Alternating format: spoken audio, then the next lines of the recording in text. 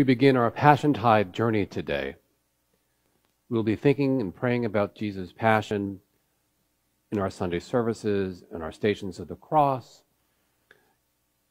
on our evening prayer services, in your private meditations. We'll be meditating on this great journey that Jesus takes us along on to liberation and resurrection. But as we begin, I think we should begin with a question that Jesus has asked in the text this morning. In Mark's Gospel, he says to the people arresting him, "Why have you arrested me here? Why have you come to me like I was a bandit, alone in the secluded place, like you were trying to entrap me? Because I've been in the middle of Jerusalem all these days. I've been in the temple itself, the very center of the people's religious cult, teaching. Why here?" And it's an interesting question that we don't often think about. He's arrested there because the people arresting him are afraid of the people of Jerusalem. They're afraid, in the Gospel of Mark, of the crowd. Mark's Gospel talks again and again and again about the faithfulness of the crowd. That they were afraid that if they overstepped their bounds, the crowd would rebel. And now they're afraid of the power of Rome, but they're also afraid of the faithfulness of the people. And in the Gospel of Mark, the people of Jerusalem are quite taken with Jesus. Even the great historian Josephus says that after Jesus' death, that the people of Jerusalem mourned him.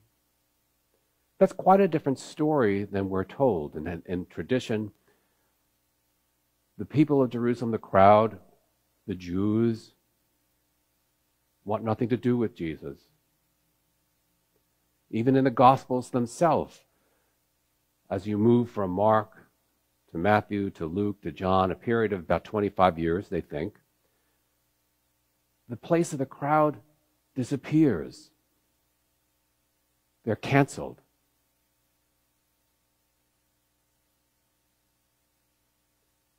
And so begins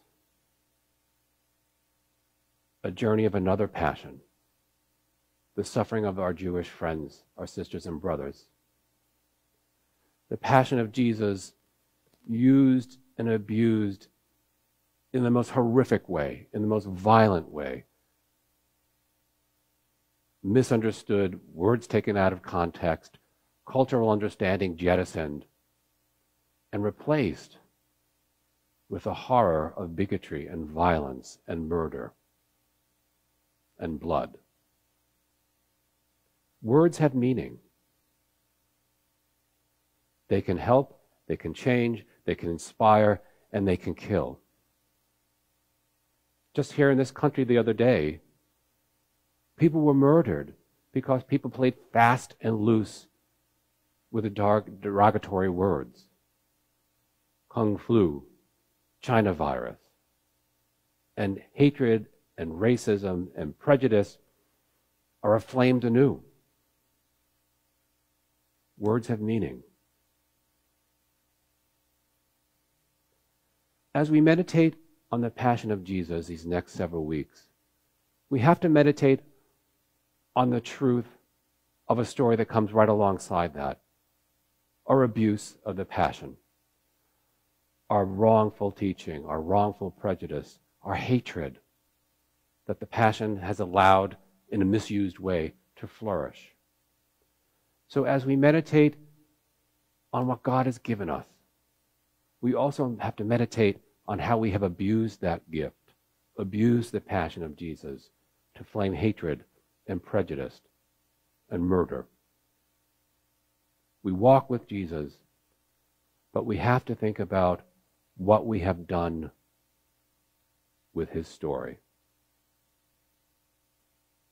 And so we begin the walk of the passion this day.